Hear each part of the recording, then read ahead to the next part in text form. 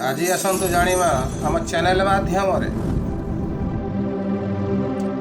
द्रौपदी को दुशासन विवशना कहीं करथिला एवं घोषाड़ी घोषाड़ी राजदरबार को कहीं नहीं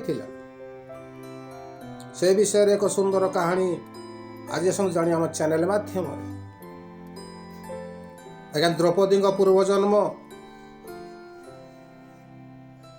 विषय आज आसतु जानिबा।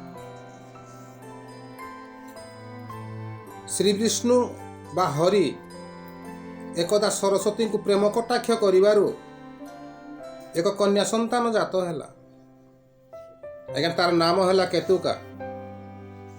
से खाइब कौन मागिबारु विष्णु ताकू कहिले तू 15 ब्रह्मा को भक्षण कर। आज्ञा 100 वर्ष रे एक ब्रह्मा को केतुका भक्षण करे। एहीपरि भावे 1400 वर्ष रे 14 ब्रह्मा को खाई सारिला परे 15 ब्रह्मा जहाँ को नाम हेउछि शूद्रेक ब्रह्मा ताकू खाइबा को गड़ाइबारु से आसी विष्णु को शरण नेला।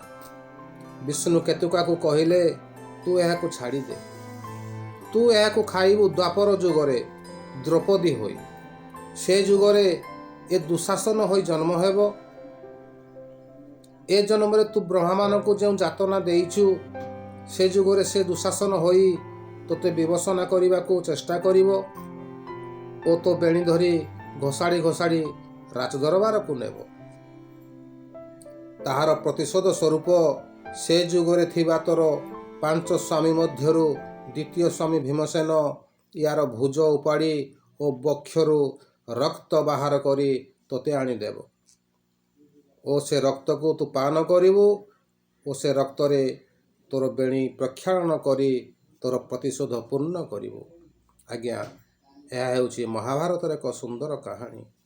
जदि आपन को कहानी टी भल लागिला तेबे लाइक करी शेयर करिया को भूलंतु।